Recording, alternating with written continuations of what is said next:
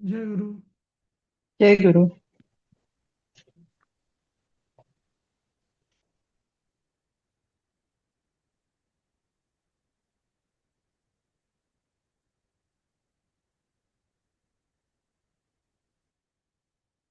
जय गुरु.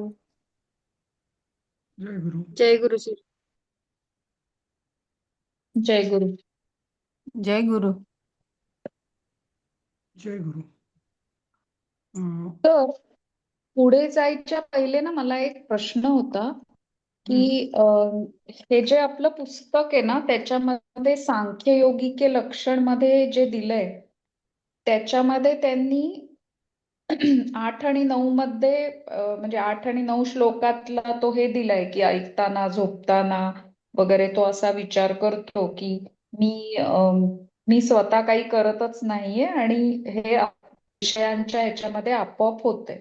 पण हं, त्याच्यानंतर त्यांनी जैसे कमल का पत्ता जल में रहता हुआ भी उससे अलिप्त रहता है हा श्लोक दिलाय 10वा, जो ऍक्च्युली कर्मयोग्याचा हे आहे ना. तर त्याच्याऐवजी 13वा की ज्याचं अंतःकरण त्याच्या ताब्यात असतं, कोणतंही कर्म करणारा किंवा करविणारा न होताच 9 द्वाराच्या शरीरूपी घरात तो कर्माचा मनाने त्याग करून आनंदाने सच्चिदानंद घन परमात्म्याच्या स्वरूपात स्थिर असतो. हे जास्त अप्रोप्रिएट वाटतंय ना. ते पद्म पर्ण जे आहे पद्मपत्राचं, हम्म. तो जो आहे तो कर्मयोगाचा आहे. ते बरोबर अगदी. बरोबर. म्हणजे तर त्यांनी ते तो माझ्या दिलाय थोडंसं ना क्वेश्चन. लक्षात आलं की हे जे पाठ्यपुस्तकं आहेत ना, मला वाटलं उत्साहात अगदी सुरुवातीला जेव्हा आपण हे उपक्रम सुरू केला तेव्हा, पण नंतर लक्षात आलं की या पाठ्यपुस्तकात काही फारसं म्हणजे ॲथॉराईज नाहीये असं. बरोबर. पण ठीक आहे, ते त्यांच्या परीने तेव्हा 50-60 वर्षापूर्वी त्यांनी केलं ते. आणि तेव्हा कोणाला हम्म. फारसं काही माहिती नव्हतं किंवा पण हम्म. आणि विशेषतः म्हणजे शंकर तत्वज्ञानानुसार त्यांनी बऱ्याच इंटरप्रिटेशन्स केलेलेच नाही आहेत त्यांनी असं. हम्म. असं बरं. त्यामुळे तुझा मुद्दा चालेल, बरोबर ठीक आहे. पटला मला की तो हा. तसं नाहीच आहे ते, हम्म. म्हणजे त्यात प्रश्नच नाही काही. हम्म. हं. तर बरं, दुसरा सर, मुद्दा होता. हा बोला. कोण? नमस्कार सर. हा बोला. नमस्कार बोला सर. हा बोला. अहो सर, एक पुस्तक आता आलेलं आहे ना, त्यात जवळजवळ 18 पानं नाहीतच सर माझ्या त्या पुस्तकामध्ये, 6व्या अध्यायाचे. 6व्या अध्यायाची 18 पानं नाहीच आहेत. हो हो, किती एकदम नंबर? 64 ते हे 82 पान आले. अच्छा. मधले पानच नाहीयेत. आता मला हे करायला थोडासा प्रॉब्लेमच येणार आहे. नाही, तुम्हाला मग त्याचं मी तुम्हाला स्कॅन करून पाठवेन. आपण कोणीतरी आपल्यापैकी आणि मला जनरली एक विचारायचं आहे, कोणी असं व्हॉलंटिअर होऊ शकेल का आपल्यापैकी, की जो प्रॉपर याचं स्कॅन करून एक छान PDF पाठवेल याची, म्हणजे असा जेव्हा प्रॉब्लेम येतो किंवा कोणाकडे पुस्तकं पण नाही आहेत, प्रॉपर ते म्हणजे स्कॅन करून त्याचं क्लीन करून असं एक छान करू शकेल का कोणी? त्यांना थोडंफार हे माहिती आहे, ते करू शकतील. आणि वेळ पाहिजे त्याला, थोडासा वेळ द्यायला पाहिजे. मी प्रयत्न करते हे वीकेंडला पाठवायला सर. ठीक आहे. हां. आणि छान कोणतं बुक थोडंसं आणि कोणतं हां, म्हणजे सांगितलं ना नुसतंच तर मी फोटो बघते. पाठवण्यापेक्षा प्रॉपर एक हा. व्यवस्थित स्कॅन करायचं, ते क्लीन करायचं आणि मग असेंबल करून कोलेट मर्ज हो. करून ते केलं ना, अध्याय हम्म. वेगवेगळे केले तरी चालतील. हं? असं. अच्छा. हा, आता त्यांना सध्या कुठला हवाय ना, तर मी वीकेंडला करून देते. त्यांना पुढचा 6वा अध्याय हवा आहे त्याचं. हा. कोणत्या कोणत्या पुस्तकातलं आहे ते? हं? कोणत्या पुस्तकातलं म्हणतायत ते? ते गीता पान नंबर पाठावली मधलं 64 म्हणतात. पाठावली मधलं आहे का? अच्छा अच्छा. हां. पण तसंही मला वाटतं दिलीपजी, की हे आपण एकदा असं स्कॅन करून ते सगळं डिजिटल हम्म. आहे तर ते केलंच पाहिजे. कारण सगळ्यांकडे आता बाहेर बाकीचे पण आपण बाहेरचे जे लोक आहेत आपले US मधले वगैरे, त्यांच्याकडे पुस्तकं नाहीच आहेत बहुतेकांकडे किंवा असं. हम्म. त्यामुळे ते पण हे करायला पाहिजे. हं? चालेल ना, मी प्रयत्न करते करायला. जेवढं होईल तेवढं मी करून देईन. चालेल. हं? पाठावलीचं अं, नाहीये, नसावं ते काहीतरी वेगळं बोलतात का ते? मलाही कळत नाही, पण तेच कोण बोलला आता ते? हा पान शेलारकर, नंबर चौथा. शैलजा कोणत्या शेलारकर. कोणत्या पुस्तकातला नाही म्हणणार तुम्ही? आता जे आपण सर शिकवतायत ना 6वा अध्यायाचे बरीच पानं त्यांची नाहीयेत पाठावली मधलं त्याच्यामध्ये. आहे का ते? कुठलं हा, पुस्तक? गीता पाठावली भाग ओके 2. बर.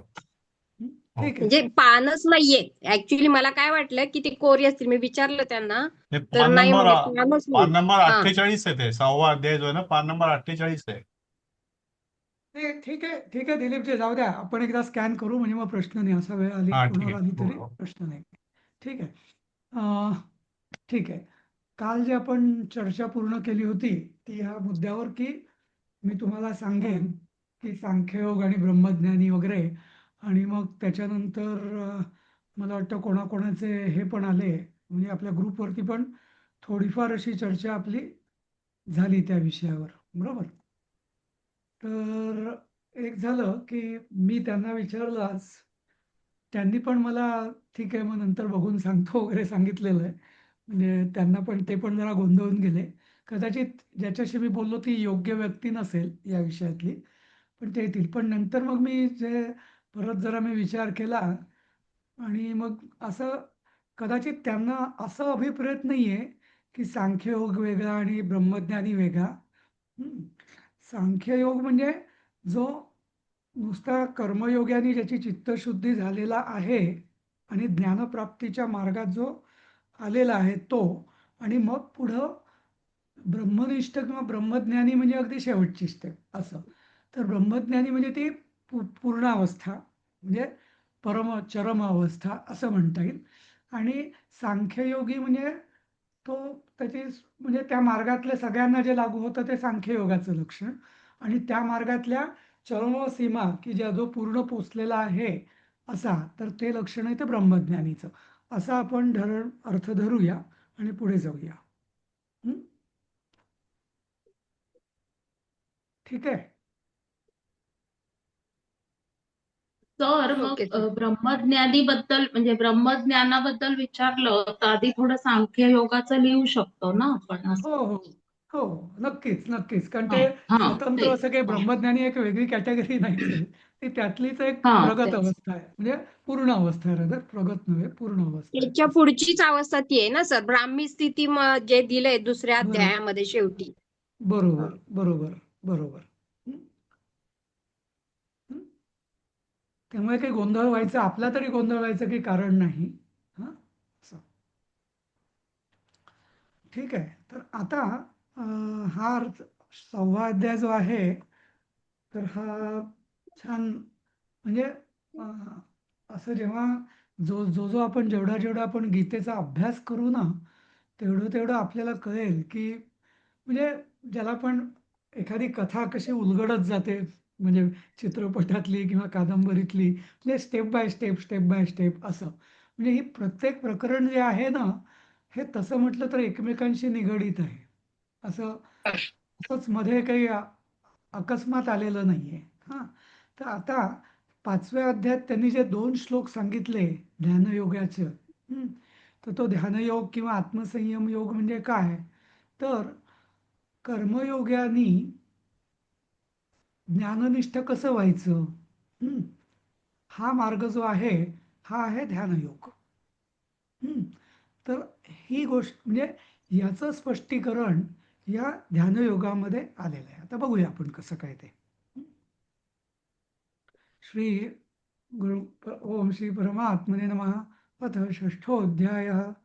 श्रीभगवानुवाच अनाश्रितः कर्मफलं कार्यं कर्म करोति यः स संन्यासी च योगी च निरग्निर्न चाक्रियः. तर याचा अन्वय असा होईल की अनाश्रितः कर्मफलं कार्यं कर्म करोति यः, यात काही फरक नाही आहे कारण संधी काही नाहीच आहे. सह संन्यासी च योगी च न निरग्निः न च अक्रियः. तर इथं भगवान पुन्हा त्याला सांगतायत, कृष्ण याला अर्जुनाला, की यहा, यहा म्हणजे जो, हं, कर्मफलम अनाश्रितः. कर्मफलम अनाश्रितः म्हणजे कर्मफलम ही द्वितीय आहे ना. फलम हे प्रथमा द्वितीय दोन्ही चालतं, तरी इथं त्याचा उपयोग द्वितीय अर्थाने केलेला आहे. म्हणजे कर्मफळाचा आश्रय न घेता कार्यम कर्म करोती. आता कार्यम कर्म करोती म्हणजे काय म्हटलेलं आहे, तर नुसतं कर्म करोती म्हटलं असतं तरी चाललं असतं, पण कृष्णाने इथं कार्यम कर्म करोती म्हटलं असलं. याचा अर्थ असा की कर्म म्हणजे कर्मयोग आणि त्याची क्रिया म्हणजे कार्य. त्याला आपण कृती किंवा क्रिया म्हणतो, ते कार्य झालं. आणि ती पूर्ण जी म्हणजे जसं जो फरक आपण युद्ध आणि लढाई याच्यात आहे किंवा बॅटल आणि वॉर याच्यामध्ये आहे, नाही का. लढाई या बऱ्याच असतात आणि बऱ्याच लढाया मिळून एक युद्ध होतं. तसंच बऱ्याच कृती किंवा कार्य करून एक कर्म होऊ शकतं, असं त्या दृष्टीने.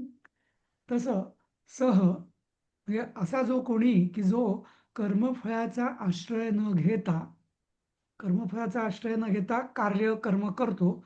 कर्तव्य कर्म कार्यकर्म या दृष्टीने जसं आपण म्हणतो ना, माझं हे कर्तव्य कर्म आहे. म्हणजे इथं कर्म काय आलं की घराचं पालन पोषण, घरातल्या लोकांचं, हे माझं कर्म आहे. आणि त्याच्याकरता मी कृती कार्य काय काय करत असतो, तर नोकरीला जातो, पैसा कमवतो, अजून काही करतो वगैरे वगैरे, ती कार्य झाली. असं तर असं जे कर्तव्य कर्म किंवा काय कार्य मी करत असतो, कुठले कार्य, मग ती पण कर्मफलम अनाश्रित.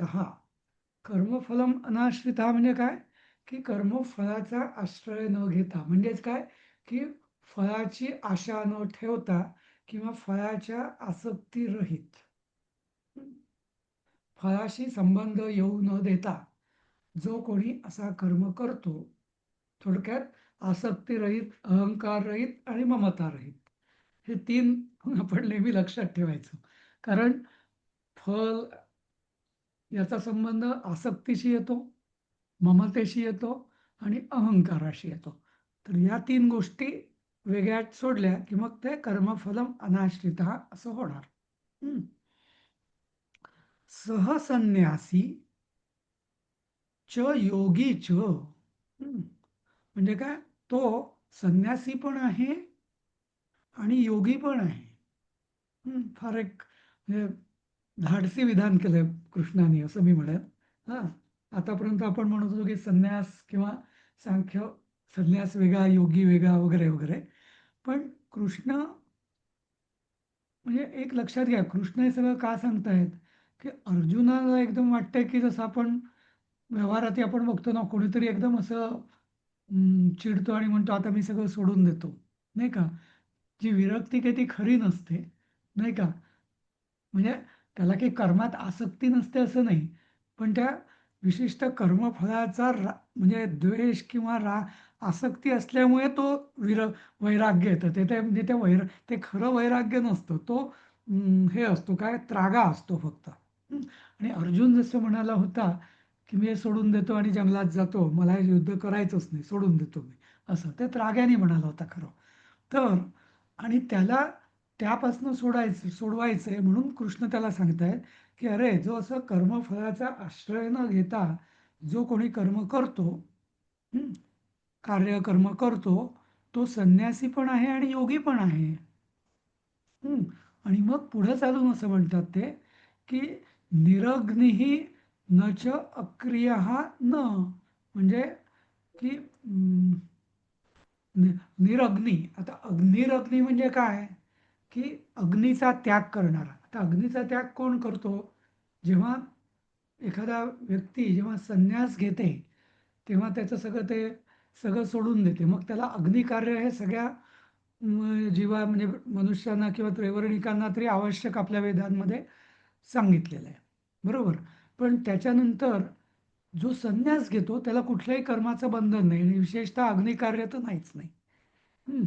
कारण त्याला घरी स्वयंपाक पण करायचा नाही आहे किंवा काहीच नाही, त्यामुळे तो अग्नीचा त्याचा काही संबंधच नाही. यज्ञ, ब्रह्मयज्ञ, वैश्वदेव वगैरे काहीच करायचं नाही आहे.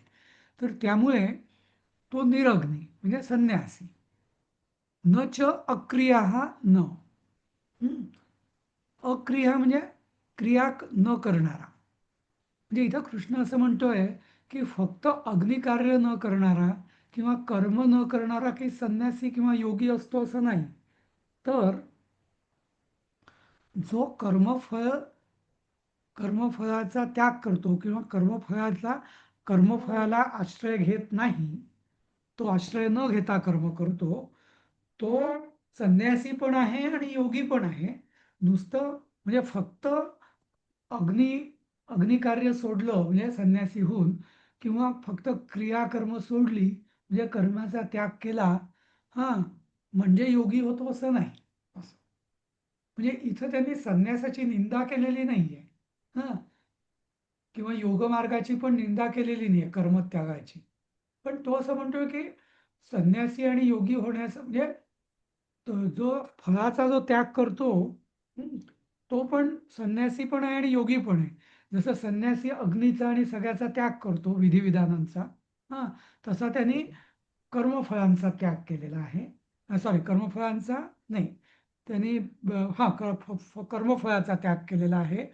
आणि अक्रिय हा तो अक्रिय पण आहे म्हणजे अक्रिय म्हणजे कारण तो कर्म कर्म करून न केल्यासारखंच आहे. तसं जसं आधीच्या अध्यायात आपण बघितलं की कर्माणी न लिप्यते म्हणजे त्याला कर्म लिंपत म्हणजे कर्माचा बाध होत नाही. हा तर असा तो आहे म्हणजे तो योगी पण आहे. असा समजलं इथं अर्थ याचा.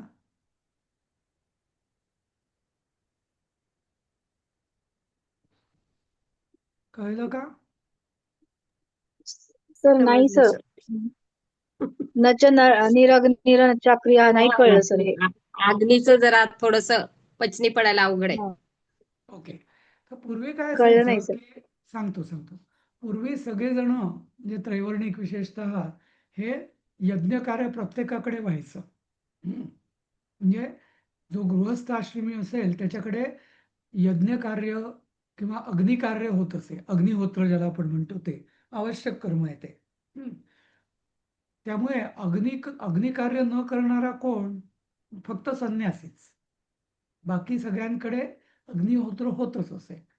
त्या संदर्भाला अनुसरून कृष्ण सांगतायत की फक्त निरग्नी म्हणजे अग्नीचा त्याग ज्यांनी केला त्याला निरग्नी निस म्हणजे संस्कृतमध्ये दूर सारणे. ज्यांनी अग्नीला दूर सारलेला म्हणजे अग्निकार्य जो करत नाहीये तोच काही फक्त संन्यासी नाही. हम्म. नंतर जो कोणी क्रिया करत नाही तोच काही फक्त योगी नाही. हम्म. असं तर जो कर्मफलाचा त्याग करतो म्हणजे फळाची आसक्ती ममता अहंकार दूर सारतो आणि कर्मही करतो कर्तव्य कर्म, तो संन्यासी पण आहे आणि योगी पण आहे. कळलं? हो सर कळलं. हा ठीक आहे. तर इथं म्हणजे किंचित मला असं वाटतं किंचित अतिशयोक्ती होऊ शकते असं म्हणता येईल आपल्याला. म्हणजे थोडक्यात अरे हे पण काही कमी नाही आहे, हे पण तसंच आहे असं नुसतं की आपलं संन्यास घ्यायला की तुला हे केलंच पाहिजे, अग्निकार्य सोडलं पाहिजे म्हणजे तुझी जी आवश्यक नित्यनैमित्तिक कर्म जी आहे तीच सोडली पाहिजे असं नाही. किंवा तू कर्मत्याग केला म्हणजेच तू योगी होईल असं नाही. तू कर्मफळाचा त्याग कर ना, तोही संन्यासच आहे, तोही योगमार्गच आहे असं कृष्ण त्याला समजावून सांगतोय. बरोबर? हम्म, ठीक आहे. आता समजलं सर. हा समजलं.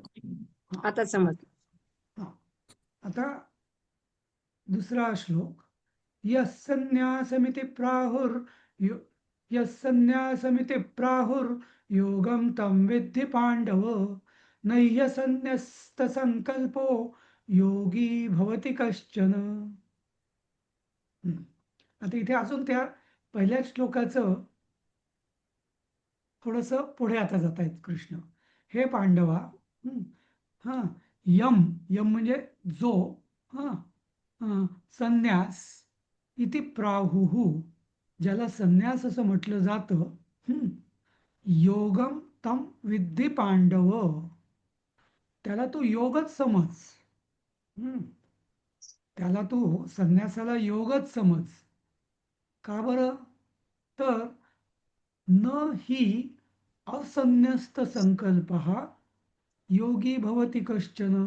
कारण नाही नुसतं नव्हे, कारण की संकल्पाचा त्याग ज्यांनी केला नाहीये,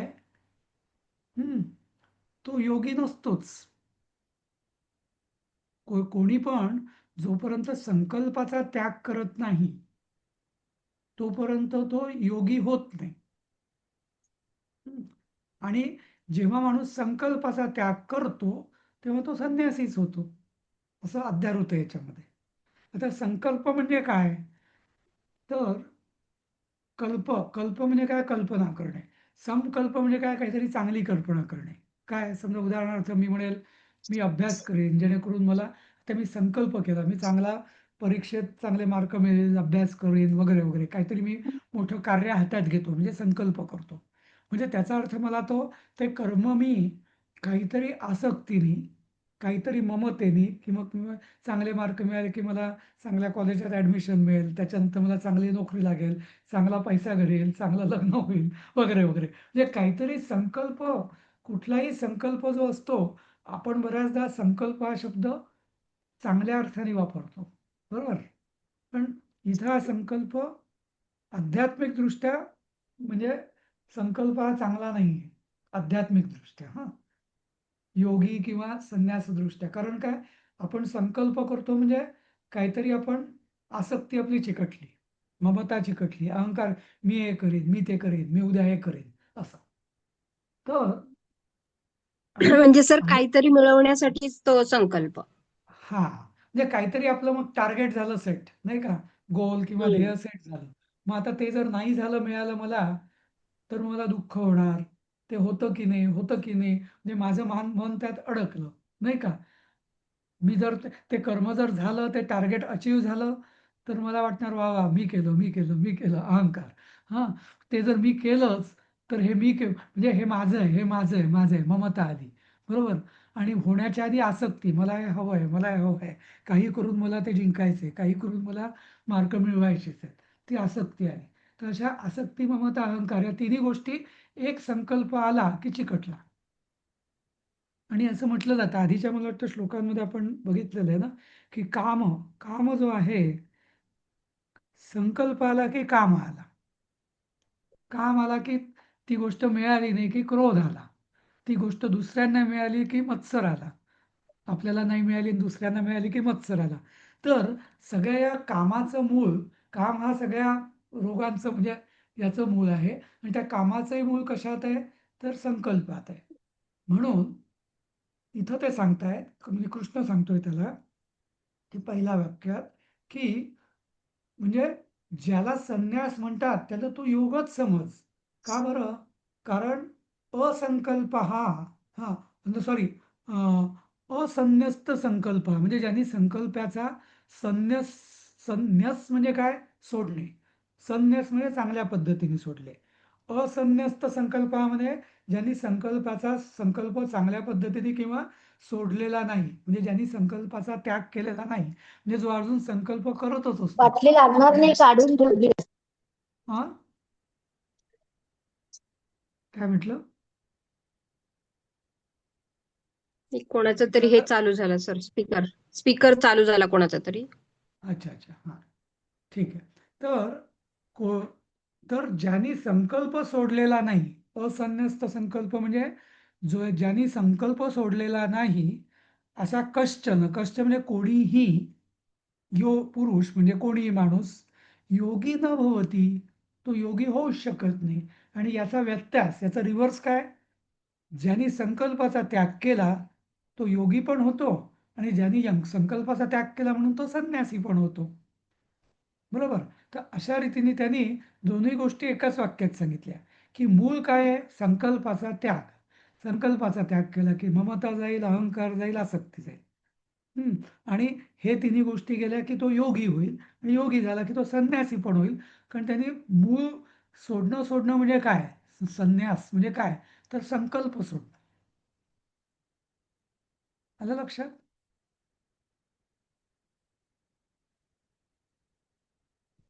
बरोबर ना, समजतंय ना. समजते सर. हा हो सर म्हणजे सर समजतंय. फिरून फिरून फिरून परत तिथंच येतंय निष्काम कर्म निष्काम कर्म. बरोबर. हम्म. आता पुढचा श्लोक. आता आता थोडा ट्रॅक बदलतोय, फिरून फिरून नाही येणार आता. आता वेगळा मुद्दा आहे. हं. आरुरुक्षोर्मुनेर्योगं कर्म कारणमुच्यते योगारूढस्य तस्यैव शमः कारणमुच्यते. हम्म. हा जरा कठीण आहे समजायला श्लोक. बघूया. आरुरुक्षो आरुरुक्षोः ह मुनेः योगम म्हणजे काय? कर्म कारणम उच्यते योगारूढस्य शमः तस्य एव कारणम उच्यते. हं. त्याचा एक एक अर्थ बघूया आपण पहिल्या आणि दुसऱ्या ओळीचा. हं. योगम म्हणजे द्वितीय आहे परत. योगम योगावर किंवा योगाला आरुरुक्षः. आता आरुरुक्षः हा शब्द फार वेगळा आहे. आरूढ होणारा असा. हं. योगारूढ म्हणजे काय? आता योगारूढ म्हणजे काय? तर म्हणजे नुसतं योग प्राप्त करणं किंवा योगी होणं नाही. ते योगारूढ जसं आपण मराठीत जसं म्हणतो ना, की त्याची घोड्यावर घट्ट मांड आहे. म्हणजे छान रीतीने तो बसलेला आहे, की आता त्याला घोडा काही फेकू शकणार नाही. त्याला म्हणतात चांगली मांड बसणे, नाही का, घोड्यावर. तसंच योगारूढ म्हणजे काय? की ज्याची योगावर घट्ट पकड बसलेली आहे. हं. असा योगारूढ. आणि आरुरुक्ष म्हणजे काय?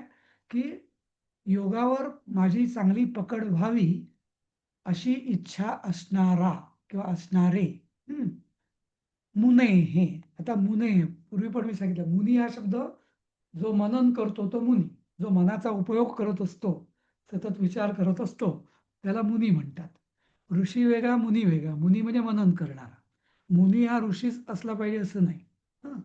तर ज्यांच्या मनात योगावर आरूढ होण्याची तीव्र इच्छा आहे, हं, तर हां, कर्म कारण उच्यते. हं. त्यांच्याकरता आता योगावर आरूढ मी पक्क कसं होऊ? हं. त्याच्याकरता काय साधन काय? तर कर्म कारणम उच्यते. त्याच्याकरता निष्काम कर्मयोग हेच एक साधन आहे असं म्हटलं जातं. समजलं? म्हणजे कर्मा कर्मयोगाने जसं आपण म्हटलं होतं ना, की कर्मयोगाने चित्तशुद्धी.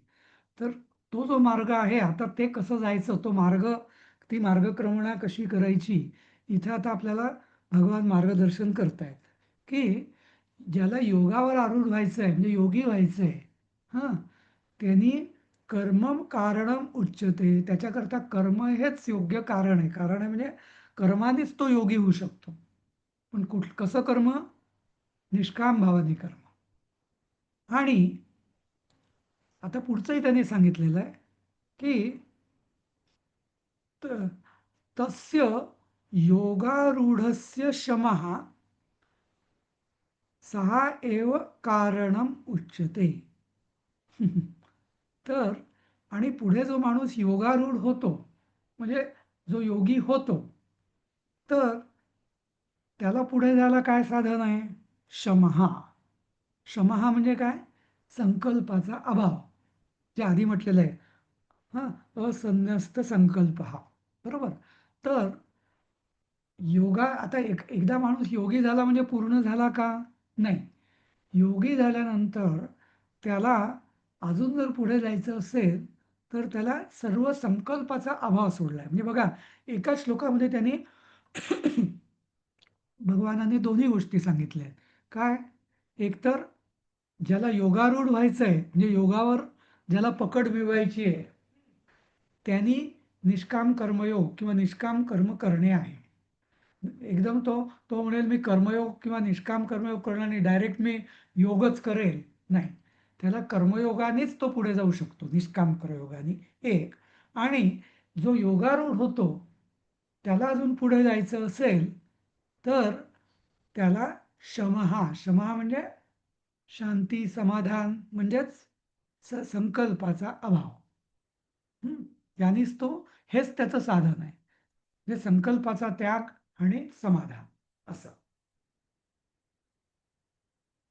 समजलं? येथे योग म्हणजे ध्यानयोग असं नाही, अजून तिथे आपण पोचलो नाहीये. ओके. अजून त्या ध्यानयोगापर्यंत आपण पोचलो नाहीये. इथे अजून जनरली योग हा शब्द आहे ना, हा युग धातू जसं आपण म्हटलं की भक्तियुक्त कर्म म्हणजे योग किंवा आसक्तीरहित निष्काम कर्म या अर्थानेच योग हा शब्द बहुतेक वेळा वापरला जातो. थोडे कधी कधी संदर्भानुसार त्याचा अर्थ बदलतो, पण बहुतेक वेळा योग हा शब्द एका विशिष्ट योगाच्या याने हे होत नाही. आता आणि जो म्हणजे ज्याला आपण एक जनरल टर्म आहे योग म्हणजे, मग त्या विशिष्ट जे असतात भक्तियोग, ध्यानयोग, तर तिथं त्या गोष्टीचं मिक्सचर झालं की तो योग होतो. योगामध्ये त्या कर्मामध्ये त्या गोष्टीचा ऍडिशन झाली. भक्तीची प्रगाढता आली की भक्तियोग झाला, ध्यानाची प्रगल्भता आली की ध्यानयोग झाला, आत्मसंयमाची प्रगल्भता आली की आत्मसंयम योग आला असं. मग त्याच अर्थाने कधी कधी ज्ञानयोग असा पण शब्द वापरलेला आहे की त्याच्यामध्ये ज्ञानासहित म्हणजे केलं काही गोष्ट की तो ज्ञानयोग झाला असं. पण ज्ञानयोग हा शब्द खूप कमी वेळा वापरलेला आहे असं. आणि जनरल योग म्हणजे निष्काम भक्तीसहित निष्काम कर्म म्हणजे नुसता योग असं. Okay okay, thank you. हा, तर म्हणजे इथं त्यांनी दोन्ही सांगितलेलं आहे. योगारूढ, योगावर पकड मिळवण्यासाठी कर्म करा, निष्काम कर्म करा, आणि योगारूढ एकदा तुम्ही झालात की संकल्पाचा त्याग करा असं. समजलं? कारण इथे कारण हा शब्द थोडा वेगळ्या अर्थाने वापरलेला आहे. म्हणजे आपल्याला तर याचं कारण हे असं नाही, तर त्याचं साधन कर्म कारण मुच्यते, म्हणजे ऍक्च्युअल तिथे कर्म साधन मुच्यते आणि शम साधन मुच्यते असं म्हटलं तर आपल्याला अर्थ चटकन लक्षात येईल त्याचा. बरोबर. हा, समजलं? ठीक आहे, पुढे जाऊया आता. यदा हि नेन्द्रियार्थेषु न कर्मस्वनुषज्यते सर्वसंकल्प संन्यासी योगारूढस्तदोच्यते. तर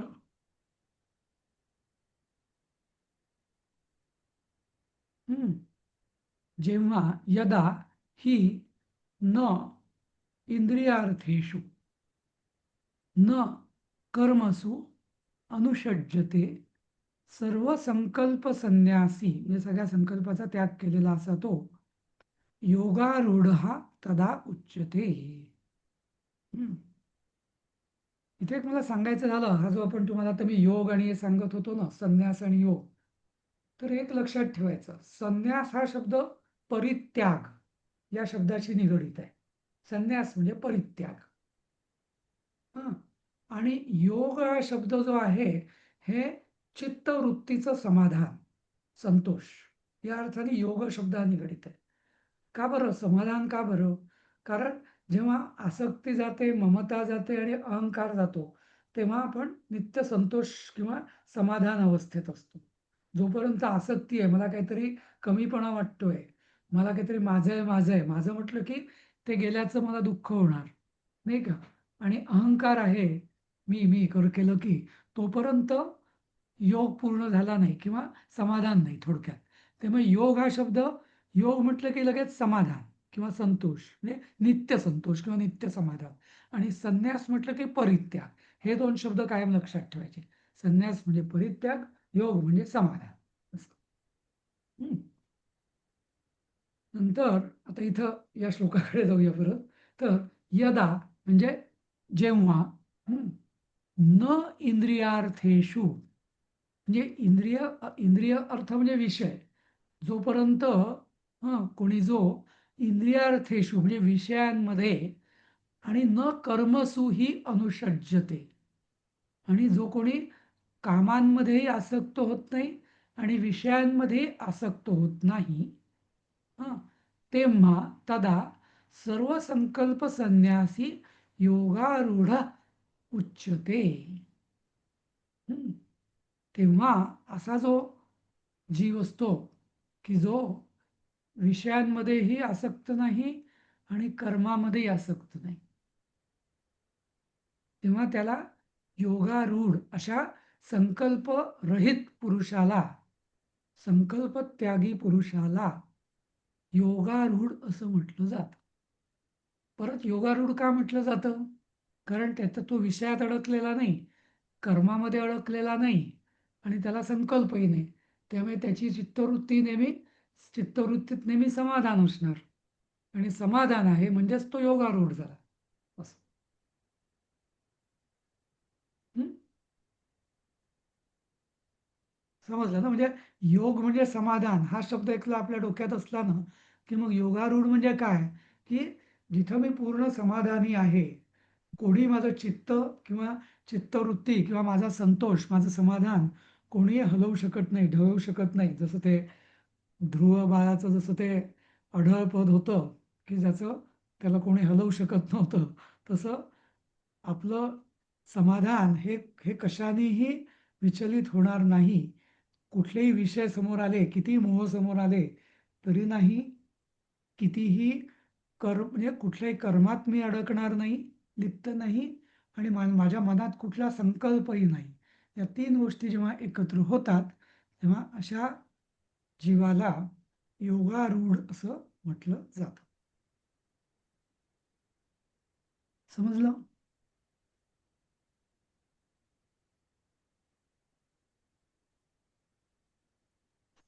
तर सर्व तर परत संकल्प, हा 3 गोष्टी कोणत्या सांगितल्या त्यातल्या 2 हा, ते परत सांगा.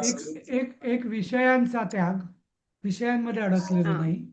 दुसरा कर्मामध्ये अडकलेलो नाही, कर्माशी आसक्ती नाही म्हणजे आसक्तीच नाही. आणि तिसरं सर्व संकल्पाचा अभाव. मला हे करायचंय, मला ते अच्छा. करायचंय, मी असं करीन, मी तसं करीन, हां, किंवा मी ते केलं म्हणजे कल्पनाच नाही मना. ज्याला दुसऱ्या गोष्टीने एक म्हणतात की नेहमी संकल्पना हा नेहमी तुम्हाला भविष्य काळात नेतो किंवा भूतकाळात नेतो. हां, ज्याला वेगळ्या दृष्टीने असं म्हटलं जातं की वर्तमान काळात जगा. मी आहे, आत्ता आहे. हां, वर्तमान काळात जो माणूस जगतो तो कधी संकल्प करत नाही, बरोबर? आत्ता माझ्यासमोर जे जेवायला आहे, खायला आहे ते मी खायचं, त्याचा आस्वाद घ्यायचा. उद्या काय मिळेल किंवा संध्याकाळी आज कुठली भाजी करणार हा विचार करायचा नाही. असं. कारण तो मग संकल्प झाला, मी असं करीन, तसं करीन वगैरे, नाही का? म्हणजे ज्याला आपण दिवा स्वप्न ही म्हणजे अति अवस्था आहे त्याची. संकल्पात आसक्त झालेल्याची, की माणूस दिवसा सुद्धा स्वप्न बघायला लागतो, नाही का? नाही, पण या 3 गोष्टी विषयापासून अनासक्त, कर्मापासून अनासक्त अलिप्त आणि संकल्पाचा पूर्ण अभाव, अशी व्यक्ती योगारूढ असं. बोला. रीडमी कोणाचा आहे फोन? त्यांचं नाव नाही दिसत आहे म्हणून. रेडमी 9.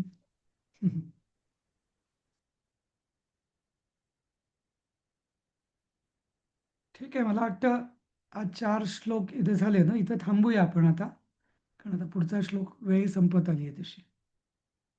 काही विचारायचं असेल तर विचारू शकता.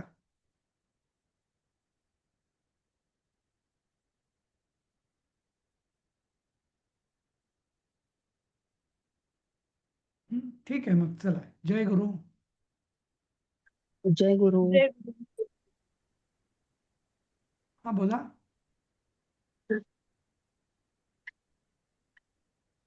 जय गुरु. जय गुरु. जय गुरु.